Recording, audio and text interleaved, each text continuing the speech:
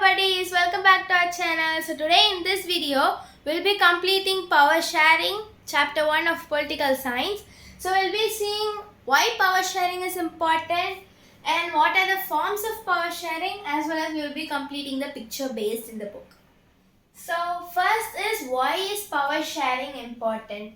So to say power sharing is important, we need reasons. So there are two types of reasons, or two sets of reasons, that is prudential reason and moral reason. Prudential reason means careful calculation of gains and losses. So what are the gains of power sharing and what are the losses of power sharing? We are calculating those, and they are giving the prudential reasons. These are the prudential reasons to say that power sharing is really very important and very much needed in a democracy. Yes, so first thing is, reduce the possibilities of conflict. When there is a power sharing, it reduces the possibility of conflicts, as well as there will not be political instability as we saw in the French government, yes, in history. So there will not be the possibility of conflicts as well as political instability, and this brings unity in diversity and minorities' rights are being saved. Okay, majority are not ruling over the minority. That means the last point. Yes, unity in diversity, as well as there are rights even for the minority groups. So now let's see the set of moral reasons. Okay. Next set of reasons are moral reasons. So first is, it's a very spirit of democracy. Yes, when there is democracy, obviously there should be power sharing, or it's not said to be a democracy. Then second point is, people have the right to be consulted on how they are being governed. Yes, people are having the rights. Yes, people are the one who are ruling the government. Yes. Then the third point is, it's a very legitimate, responsible and as well as accountable form of government. What do you mean by legitimate, responsible or accountable form of government? Which means that they are very much responsible in answering the questions of the people, and they are very accountable, which means also responsible, or they are the one who should be answerable. And legitimate means working according to the constitution. They always work according to the constitution. That's their work, right? So these are the set of reasons which say that power sharing is really important. So now let's move to the next topic. Here are some things we should know which are given in the book. Yes, there may be questions asked by giving these sentences. Just they may ask, idea of power sharing has emerged in the opposition to the notions of undivided power. Explain. They may ask in the exams. So we have to learn everything in the book, not only the given topics. Yes. So first point is, idea of power sharing emerged in the opposition to the notions of undivided power, which means there were many aims or beliefs that power sharing is really unwanted for a government. Yes, it was said that power sharing is not needed, but there was an appearance of power sharing or emergence of power sharing when the beliefs of undivided power were opposed. Yes, what were the beliefs of undivided power? Notions in the sense, beliefs. Notions here means beliefs.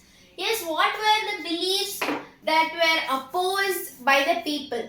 Okay, there were some beliefs of the undivided power, that the power sharing is not needed. Yes. So the first belief was that the power must reside in the one person or the group of persons residing in one place. If there was a power in one hand, that would be easy for decision making. They thought that if the power was divided, then it will not be possible for decision making, and it creates a political instability. That's what they thought. That's why the undivided power was followed for a long period of time. But there was a time where these notions were opposed, these beliefs were opposed, and there the emergence of power sharing started. Yes, so these are the two beliefs. And next thing is, what do you think is the principle of democracy? Democracy, or Power sharing. Yes, the major principle of power sharing is people is the all source of power. People are the all source of power in power sharing. Yes, that is the basic principle of power sharing. So these 2 points are very much important before entering into this topic. So these are the 4 forms of power sharing. First is horizontal, vertical, social groups and political parties and pressure groups and as well as movements. So first, what is horizontal form of power sharing? When power is divided among the organs of the government, that is legislature, executive and judiciary, we say it as horizontal form of government. And vertical form of government means when the power is divided to the different levels of government. Let's say it is going to be central government, then state, then we have other forms of government. Then third one is social groups. Social groups means when there are rights and powers given to different social groups or different communities, like for their language or religion or whatever. Yes, to in order to protect their particular community, if the rights were given, then that is social groups. And the last one is political parties and pressure groups. Political parties will be having pressure groups which can be students union or traders union or industrialist union, who are helpful in making some movements such as protests, or if something is against them, they can make a group and they can protest against it. So political parties will have pressure groups which will help them for some movements. Yes, let me say again, horizontal means power is divided among different organs of the government, which means they exercise power in different amount of power in the same level of organs. Then vertical means when power is divided among the levels of government, state government, central government. Social groups means power is given to the community, and political parties and pressure groups means these political parties will have some pressure groups such as students union and traders union, which who will be helpful for making some protests and movements. So this horizontal form of government is also called as checks and balances. Checks and balances. Checks and balances means each of the organ checks the other organ from exercising unlimited power. Yes, no organ exercises unlimited power or uses its power wrongly, because each organ checks the other. Then vertical form of government is also called as federal form of government. Federal form of government. So now we have completed the forms of power sharing. Next we'll be seeing the picture based. Yes. So this is the first picture in the book, which shows the places and the directions of a particular place in 2 different languages, French and Dutch. So here you could see that the directions as well as places are different, written in 2 different languages for 2 different community people. Yes. So this is the second picture. This is the European Parliament at Belgium. So this is the third picture, where there are 2 steerings in a car, and this represents a coalition government.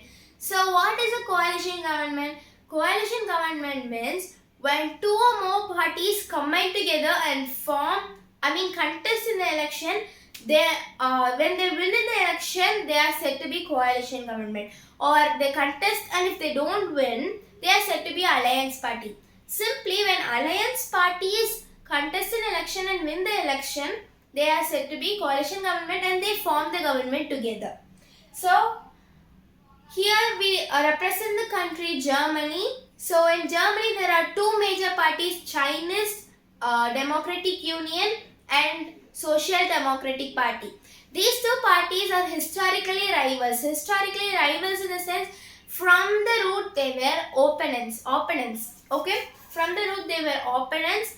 But in 2005 elections, both of them did not get clear majority. Neither the Chinese Democratic Party nor the Social Democratic Party did not get the clear majority. So they were forced to form a coalition government, and each party still takes different routes to take the decisions, but still they run a coalition government. Then we are moving to the fourth picture of Russian President Putin and US President Bush in 2005. So in 2005 there were laws made which gave more power to President of Russia. At the same time, the US President Bush met the Russian President Vladimir Putin, and here there is a connection between the concentration of power and democracy. Here concentration of power represents Putin and democracy represents US Bush. So now we've completed this chapter and we'll be seeing this one shot soon. Thank you.